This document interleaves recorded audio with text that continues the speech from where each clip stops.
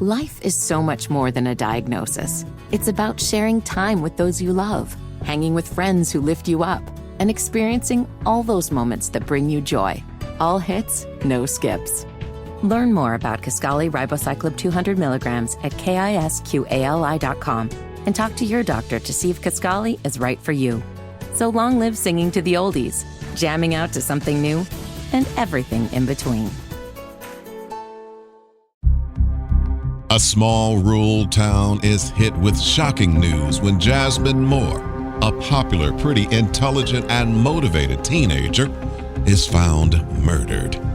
Jasmine was well known for always having a smile on her face and was eagerly looking forward to her sophomore year in high school. It begs the question, why would anyone want to harm a young and vibrant teenager? What happened to Jasmine Moore, and what happens when love becomes fatal? This is the Fatal Attraction Podcast with A Sinner's Secret.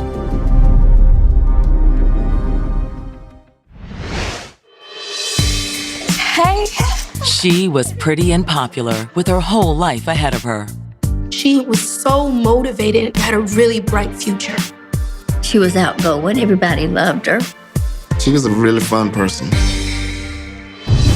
But tragedy strikes and leaves a community terrified. She's burnt. The only thing that was recognizable on her was her face. It was just such a shock. Everyone was so afraid. The community was grappling with the question of why this happened. And someone knows the truth. She was only 15. She never even had the chance to live. He had an incredible secret and an incredible burden. I have information on an open murder case. If that young man had not entered the police station that day, we would still not know who killed Jasmine Moore.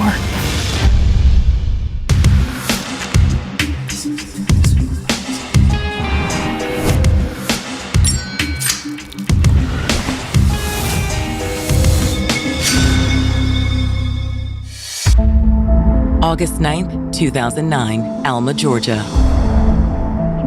It's Sunday morning in this tiny rural town, 3.5 hours south of Atlanta. Alma, Georgia is a very quaint town, family-oriented town. Definitely a very close-knit community, very quiet. It's somewhere that you feel very at home.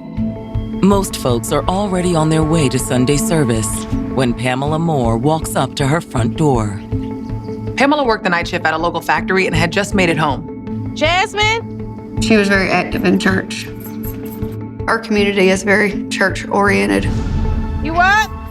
She unlocks the door, calling out to her 15-year-old daughter. Jasmine? You ready for church? But Pamela is met by a startling scene. There was smoke coming from the hallway. Jasmine? It seemed to be coming from the back of the house. In a panic, Jasmine! Pamela runs towards Jasmine's room. Jasmine!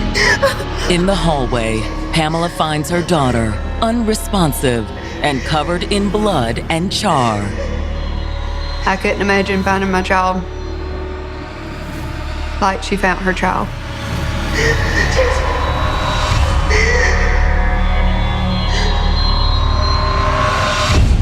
In the summer of 2009, Jasmine Moore was looking forward to her sophomore year at Bacon County High School.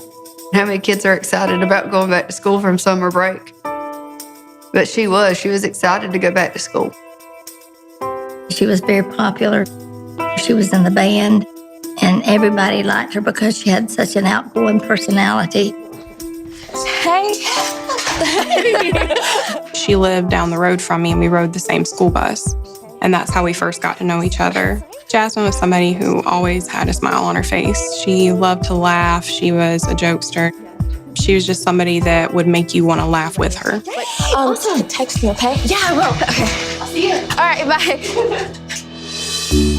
When it came to her studies, though, Jasmine had a serious side. Jasmine was very smart. She was on a roll and stuff.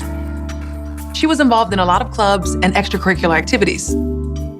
Jasmine was so ambitious. She had so many dreams. She actually wanted to join the military. She always told me she wanted to be like a big brother, to go into the Army. And I told her she can do it. That's what she wanted to do. She should do that because she was a small person, but she had a big heart. At just 15 years old, Jasmine's big heart was already falling hard for her classmate, 17-year-old Dion Smith. Hey, Jasmine. Hi, Dion. Jasmine and Dion Smith met at school. He was a really popular guy, and this is what drawn Jasmine to him. Hey, can I take you to class? Yeah. Thank you. He was very charismatic, like if you were his age or around his age, you'd want to hang out with him. But Jasmine wanted much more. She wanted to be his girlfriend. She wanted something a little more serious. Dion was the guy that Jasmine dreamed of, her fantasy boyfriend. Jasmine's fantasy became a reality when she and Dion began seeing each other. Hi. Jasmine and Dion did end up seeing one another several times over the summer. How are you? Good. You look amazing. Thank you. It was one of those summer romance relationships. Dion was the older, popular guy, You ready to go? Yes. Come on. and Jasmine was really into him. To Jasmine, Dion was the guy of her dreams. But Dion had a reputation amongst their classmates. He was kind of a ladies' man. He was still trying to be what most 17-year-old boys are, a playboy, and trying to talk to multiple girls at the same time. Yet Jasmine was convinced that Dion would realize she was all he needed. She was ready for church bells and living together forever, which at 15 most girls are. Every guy they see, oh, I'm going to get married to him. Jasmine loved the idea of her summer fling with Dion carrying into her sophomore year. This was going to be her year, her time to shine with this new guy, this perfect guy. But that Sunday morning, Jasmine, the day before classes are set to begin, you ready for church? Jasmine's mother comes home from work to a horrifying discovery. Jasmine.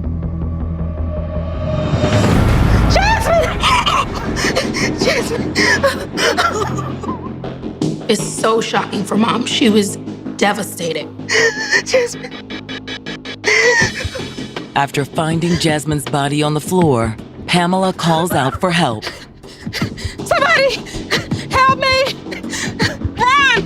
911! Minutes later, police and firefighters arrive on the scene.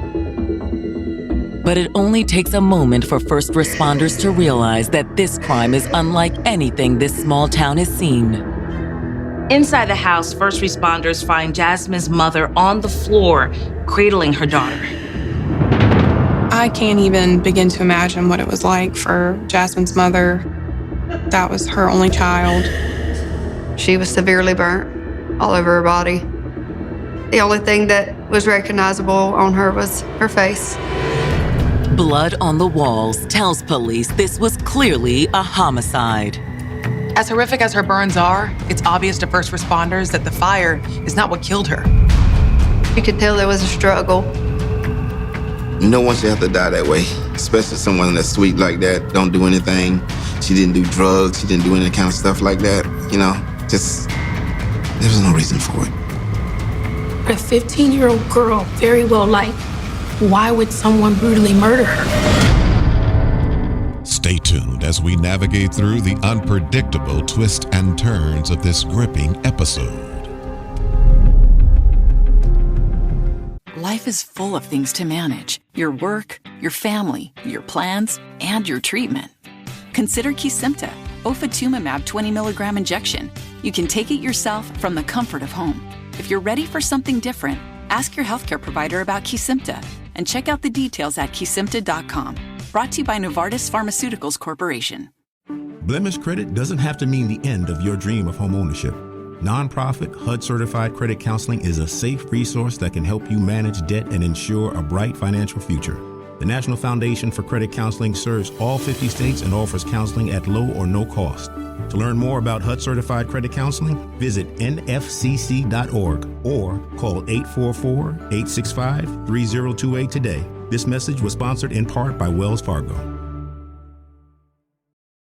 At the beginning of August 2009, 15-year-old Jasmine Moore was counting down the days, looking forward to the start of school.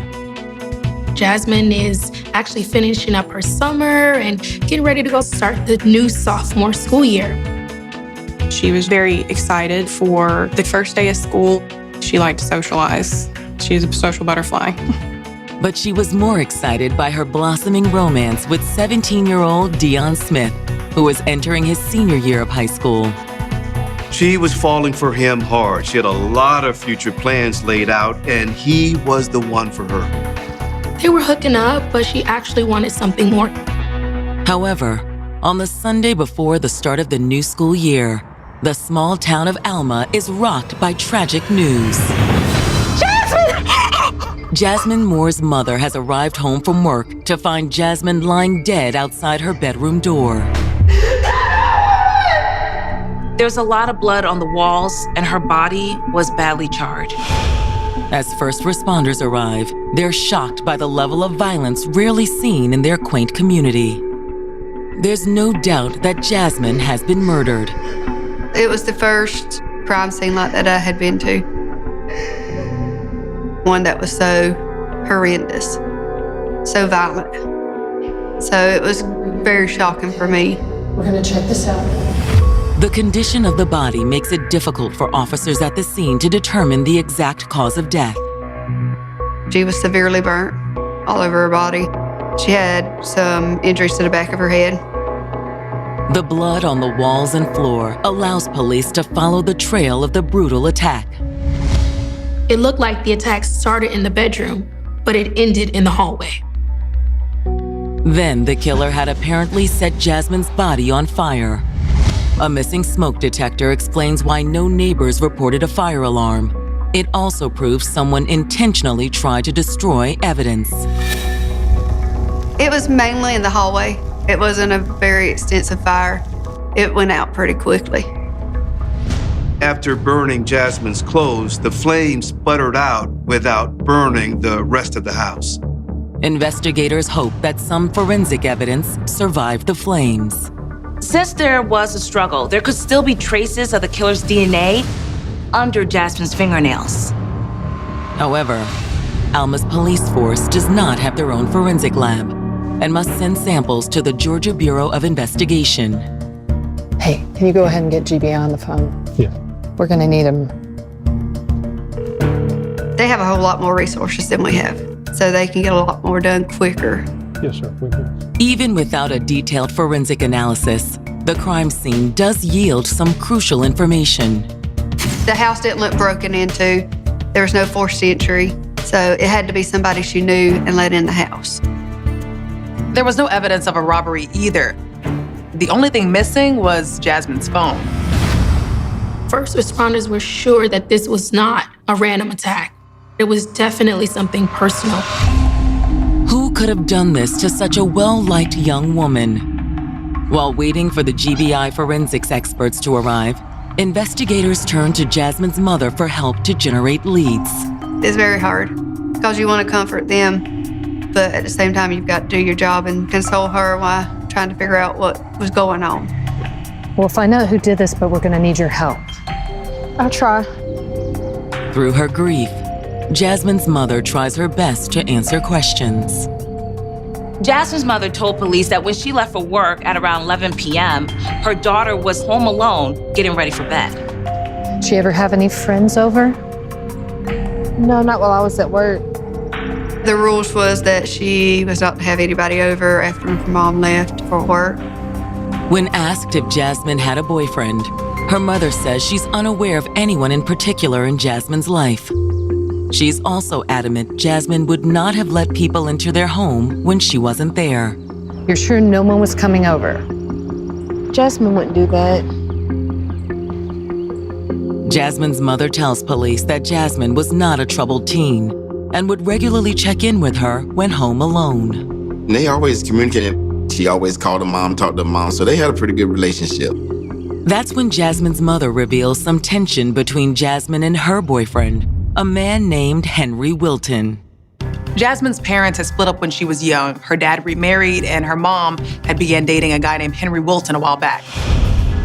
According to Jasmine's mom, her daughter and her boyfriend didn't get along, mainly because Jasmine did not like all the time Henry spent at their home.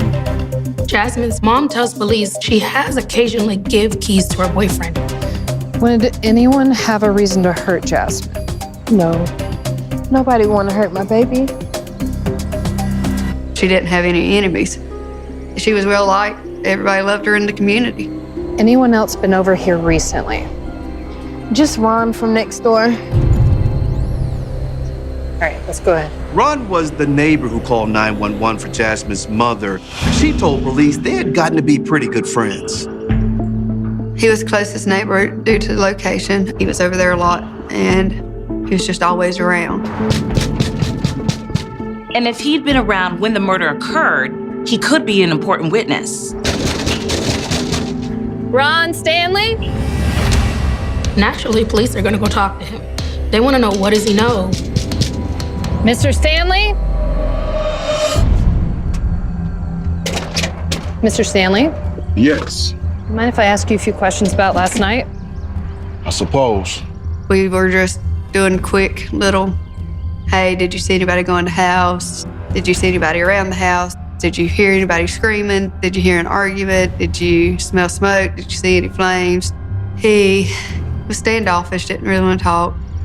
Investigators are soon asking a different question. What happened to your eye there? He had a black eye, scratches on him. The crime scene had clear evidence of a struggle. Could Ron's injuries be connected to Jasmine's horrific murder? So much pointed towards him. He's really looking like a suspect. Stay tuned as we navigate through the unpredictable twists and turns of this gripping episode. Life is full of things to manage. Your work, your family, your plans, and your treatment. Consider Kesimpta, ofatumumab 20 milligram injection. You can take it yourself from the comfort of home. If you're ready for something different, ask your healthcare provider about Kesimpta and check out the details at kesimpta.com. Brought to you by Novartis Pharmaceuticals Corporation. Blemish credit doesn't have to mean the end of your dream of homeownership. Nonprofit HUD-certified credit counseling is a safe resource that can help you manage debt and ensure a bright financial future. The National Foundation for Credit Counseling serves all 50 states and offers counseling at low or no cost. To learn more about HUD-certified credit counseling, visit nfcc.org or call 844-865-3028 today. This message was sponsored in part by Wells Fargo. Officers investigating the murder of 15-year-old Jasmine Moore have just uncovered what could be their first possible suspect, the victim's next-door neighbor, Ron Stanley. When police interviewed Ron Stanley, he had a black eye, scratches on him. Was it possible that Ron's injuries were the result of a fight with Jasmine that turned deadly? It looked like she struggled at the crime scene, so it just makes him look suspicious. Ron's injuries aren't the only thing investigators find suspicious. He was standoffish, didn't really want to talk, didn't want to tell us where he was at, what he was doing that night. It's only when police asked point blank about the injuries to his arms and face that Ron offered an explanation. What happened to your eye? I got in a bar fight. The only thing that he did tell police is that he was out at a club till about 3 a.m. He came home and went to sleep. Yeah, you got in a bar fight with. Did you know him? Duke. That's what they call him. Know his last name? Nah. Have you been next door to the Morris house city time? Nah, I've never been over there. Never? No. But her mom had just said that he's been over there before. And that was a big red flag for police. He's been in the house multiple times. So he's gonna have fingerprints there. He's gonna have evidence that he's been in that house. So why can't you tell us that your friends that you go over all the time hang out? Now investigators believe Ron is hiding something. Police ask Ron for his fingerprints and a DNA sample. He was a primary suspect, and we all thought that he done it. so much pointed towards him. Despite the fire, detectives were hoping to find some trace of the killer's DNA under Jasmine's fingernails. They also needed to follow up on his alibi. But for the moment, detectives didn't have enough for an arrest. After police leave Ron, they learn that news of Jasmine's murder has already spread through town. We were sitting in church and the pastor made an announcement. He started saying, just this morning, we got the news of a girl, Jasmine Moore, found dead in her home. And I just looked at my mom in shock. There was nothing there that signaled that she should be a victim of a crime like this. As fear and sadness grip Alma, investigators drop in on the club where Jasmine Moore's neighbor, Ron Stanley, claimed to have been the night before. Is he telling the truth? Was he really at the club? Detectives were sure that Ron's alibi was about to come crashing down. Investigators are discouraged by what they learn. Stanley was cleared due to witnesses being able to place that he was at the club, got into a fight at the club with the guy that he says he got into a fight with. With Ron Stanley ruled out, investigators hope Jasmine's fellow students can give some insight into who might have wanted to hurt her. Our graduating class is less than 100 students. Everybody knows everybody.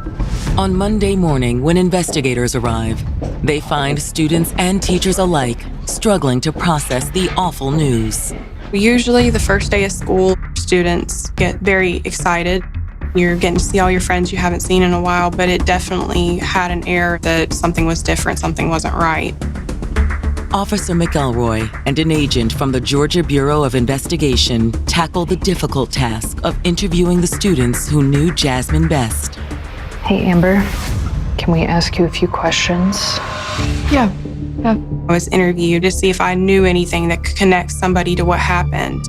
We understand that Jasmine was having some issues with her mom's boyfriend.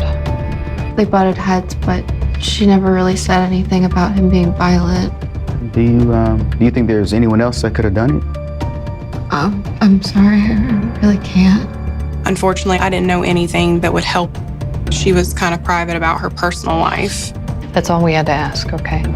Jasmine's mom had mentioned that her daughter and Henry didn't get along, so police figured they needed to focus in on Henry.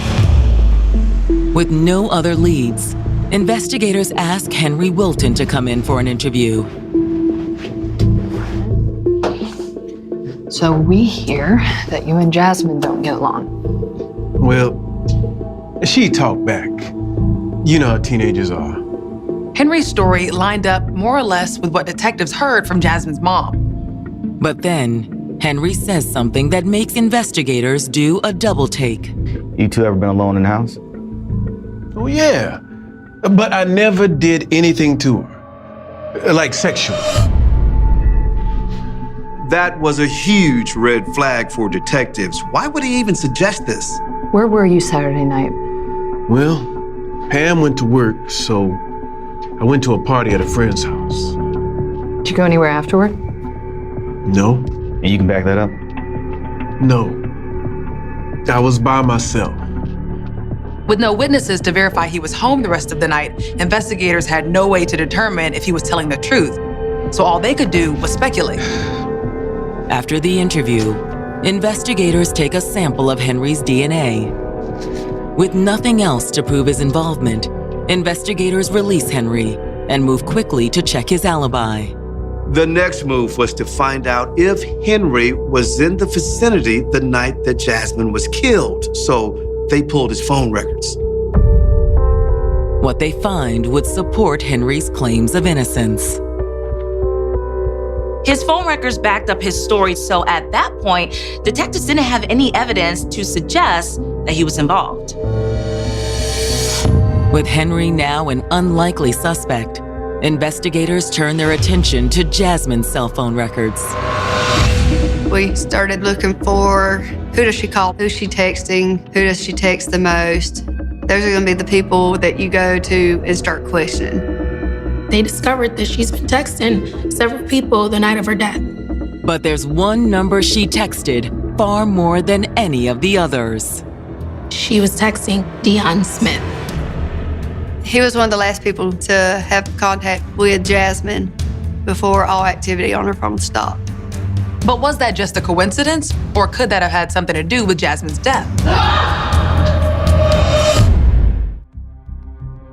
Stay tuned as we navigate through the unpredictable twists and turns of this gripping episode.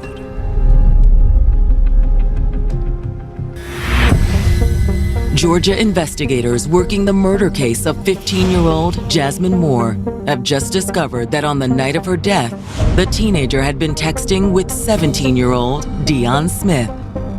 Police discovered in the phone records that when her mom went to work at 11, she had started texting Dion like crazy.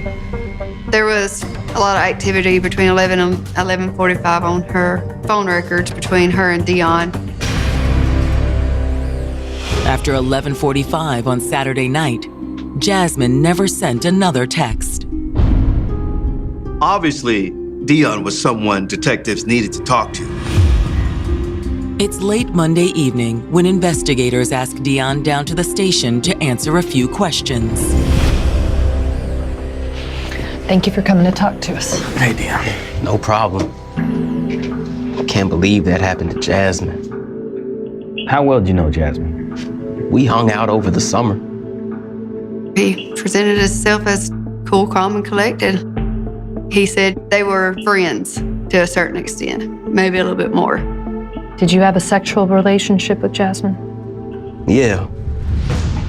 Did you see Jasmine on Saturday night? No. You guys talk? We texted. When they asked about the text messages, he said, yeah, Jasmine wanted me to come over, but I didn't. Dion claimed he didn't want to get Jasmine in trouble. And that was the rule. No boys should be over while mom was at work. Where were you on Saturday night? Dion tells investigators he was hanging out with his friend, Ty Murchison. Then the two walked to a nearby diner. So if we talk to Ty, he's gonna be able to back you up. Yeah, for sure. You sure about that? Positive. Okay. We're gonna do a DNA swab on you. Okay. Okay. Dion seemed more than willing to cooperate with the investigation. Okay, open your mouth. He willingly gave his DNA. After investigators take Dion's fingerprints, the interview is over.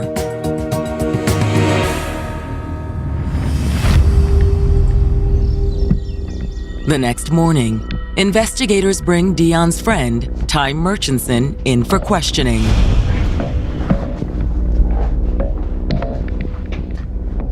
You're a couple years ahead of Jasmine Moore, is that right? Yes, ma'am. I'm a senior. Same as Dion.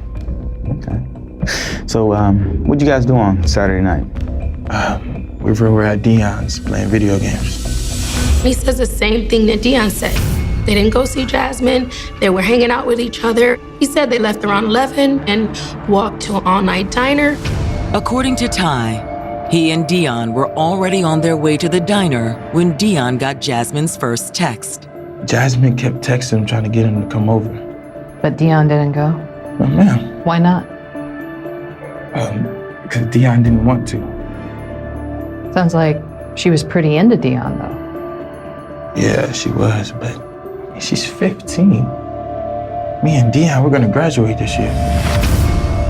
Ty says that Dion had messed around with Jasmine over the summer, but now that school was starting and he was a senior, he wasn't ready for a serious relationship.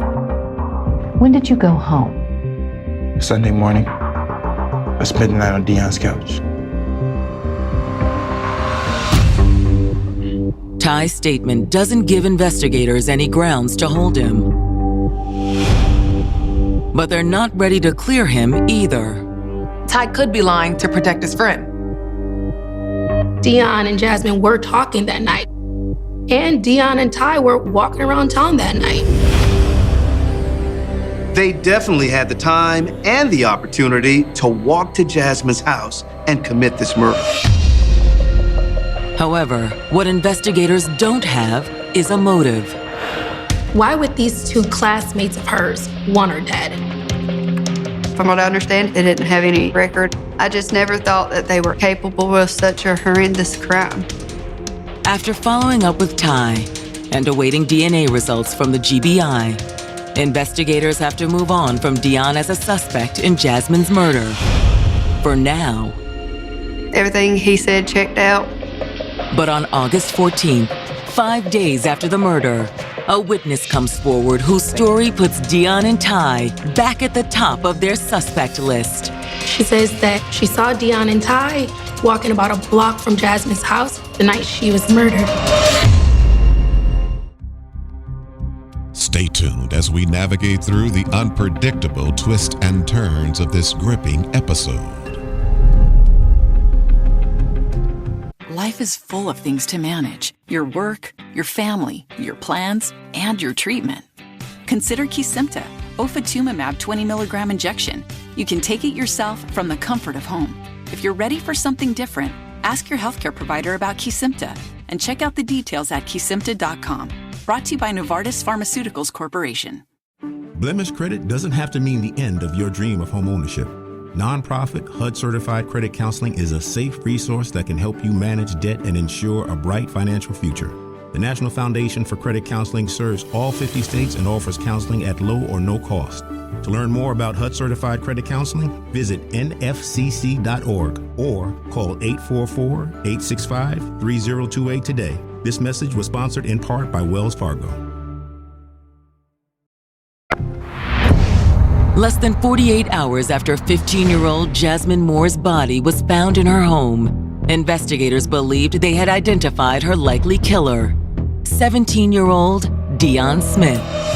Dion had been seeing Jasmine on and off during the summer, and they had been texting each other on the night of the murder. But proving Dion's guilt is a difficult task. To start with, he was considered a strong suspect. We just could not pinpoint anything with him. Especially after Dion's friend, Ty Murchison, confirms Dion's alibi. Dion said he had nothing to do with it. He was not at Jasmine's house, that he was hanging out with Ty all night. However, on August 14th, 5 days after Jasmine's body was discovered, a witness comes forward with some crucial information about the night Jasmine was killed. The woman lived not far from Jasmine's house and says she saw Dion and Ty on the night of the murder. Well, I just happened to be in a neighborhood the other night, and I saw Ty Murchison and Dion Smith going the other way. She says that she saw Dion and Ty walking about a block from Jasmine's house. Hey, how y'all doing? Good. Doing well. Good. So how's your mom? She's doing better. That's wonderful. Okay, well, you guys take care. Has you? See you. Okay. She spoke to them, they spoke back. She did say it was odd running into them because she's never seen them in that area before. Are you sure it was them? I'm positive. I've been knowing Dion's mama since before he was born. What time did you see them? It was around 12:30 or so. Were they going toward Jasmine's or away? It was away, because I passed him at the corner of 4th and Wayne. That put Dion and Ty a block away from Jasmine's house approximately 45 minutes after she sent her last text to Dion. They would have had enough time for Dion and Ty to kill Jasmine, set her body on fire, but the question still remains, why? The witness's statement is enough to put Dion and Ty back on top of the suspect list. But investigators will need more proof to make an arrest. We can't lock you up on suspicion. We need the physical evidence to prove that you were there, because the jury's not gonna convict on what we think or feel. While investigators wait for the analysis from the GBI, they decide to pull Dion and Ty's phone records. But it's a dead end. Those phone records showed that they were nowhere near Jasmine's home.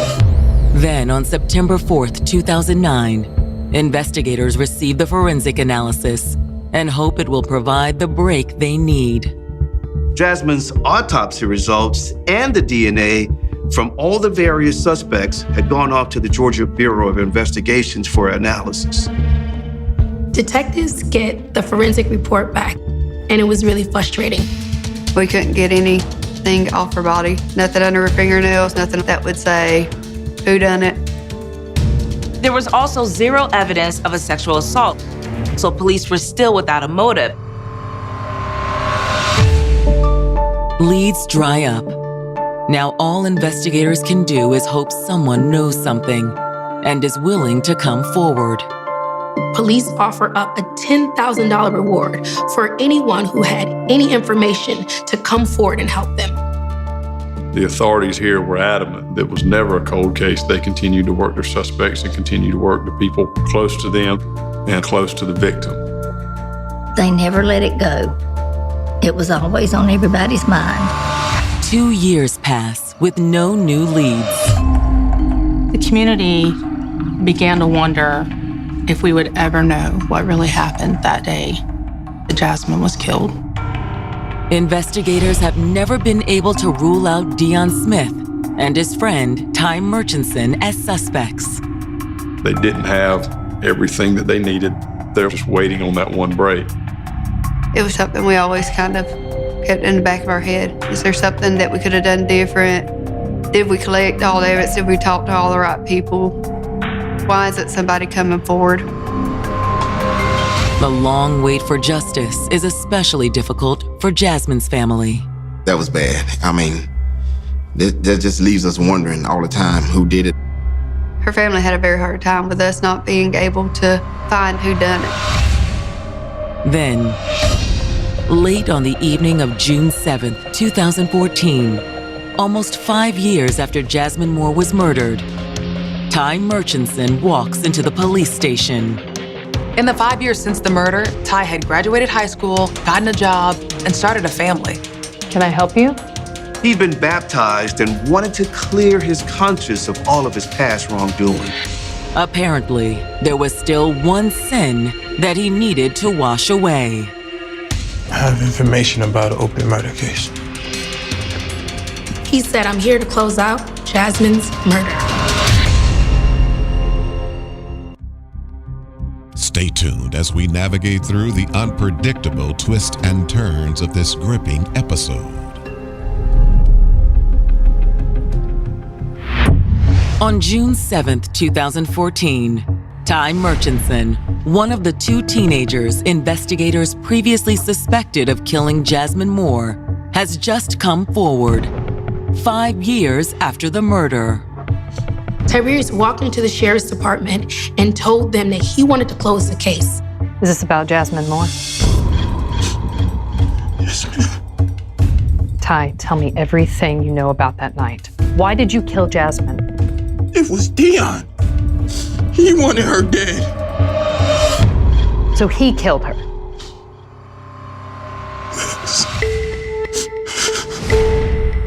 Jasmine had told Dion that she was pregnant. Dion said, well, we're not gonna deal with that. We're gonna end the pregnancy. Dion decided that he would rather kill Jasmine than be a father. What's really sick is that he didn't just want Jasmine dead.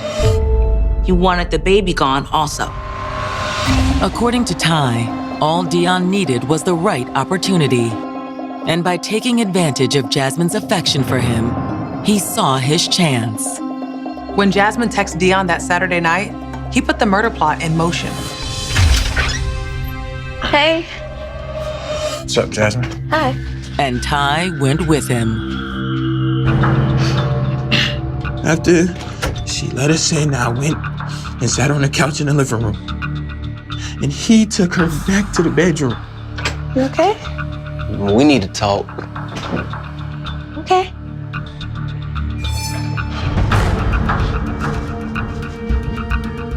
And then he killed her? No, not yet. Were they fighting or arguing or yelling? Yes, they were arguing. About the baby? I know we're young, but I feel like we can do this. We're more than young. We're not ready, okay? I don't even like you. I'm having this kid. You can be in this life or not, but I'm still happy. I'm not about to be a mom. I'm not about to be a dad, okay? Dion. Ty says that it was during the argument that Dion attacked.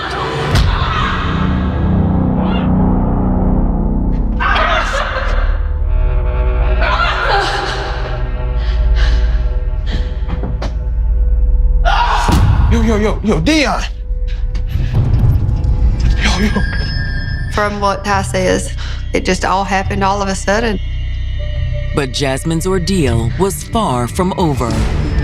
After the attack ended, Dion asked Tiberius to hit her with the hammer on her head to make sure she was dead. I just don't know what was going through his head. I don't know if he was thinking maybe I should make sure she is dead so she doesn't suffer, or if I've got to do this so that he don't turn on me. Paper.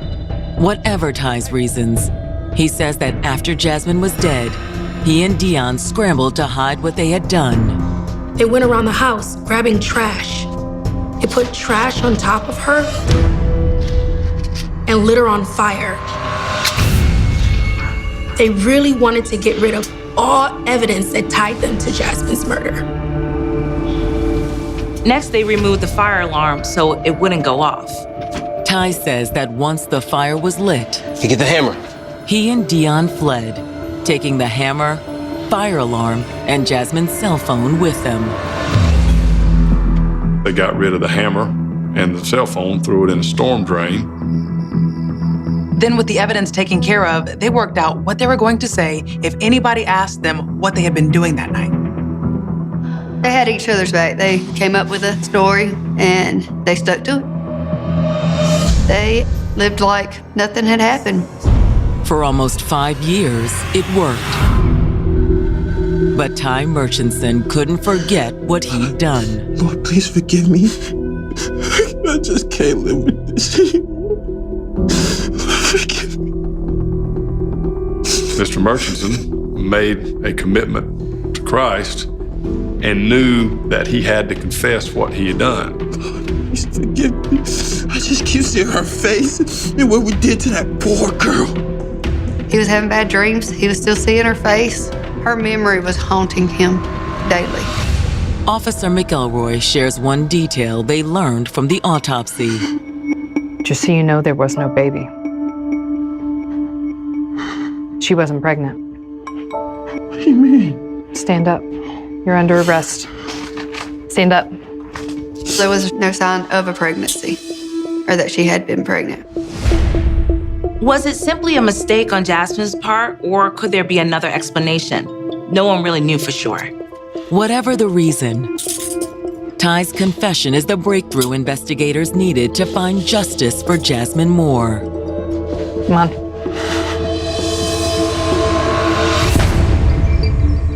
The next day, detectives find Dion and they arrested him.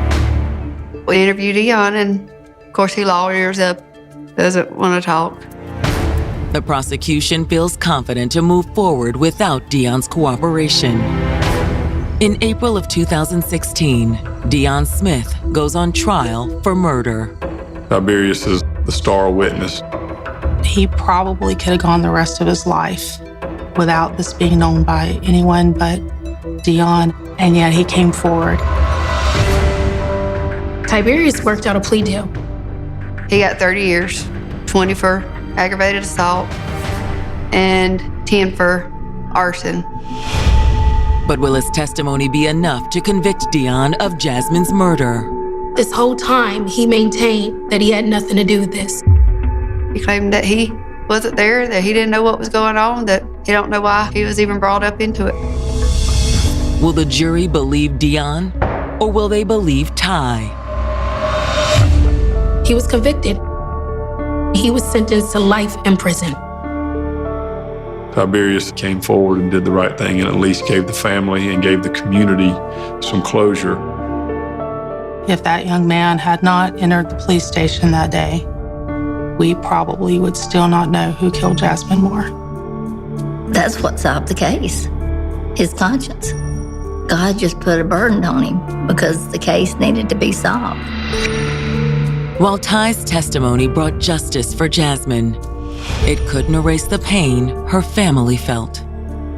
There was no reason for it. Point blank. No reason for it all. The biggest tragedy about it is she was only 15. She was going to do something with her life and she was not given that opportunity. She never even had the chance to live. She wanted to be something. And her mom will never get to see that. It is heartbreaking to think about how a teenage love story can go so wrong, leading to hate, lies, betrayal, and ultimately murder. It is incomprehensible to begin to imagine the pain and suffering that Jasmine Moore and her loved ones had to go through. Although justice has been served and her attackers are behind bars, we know that it will never bring her back.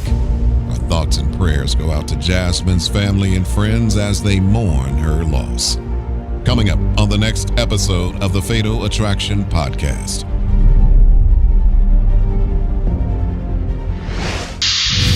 He was her first love. She loved him so much. There was something about this boy. There was no keeping them two apart. But in one terrible instant, it was over. She had a bullet in her chest. They left her to die in the street. It's sucky, very sucky. All we did was just cry. A grieving family is desperate for the truth. Listen as we delve into the heartbreaking and incredibly shocking story of what happened to Sierra Grimes and what happens when love becomes fatal. Tune in to the next episode of the Fatal Attraction Podcast. We will see you in the next episode.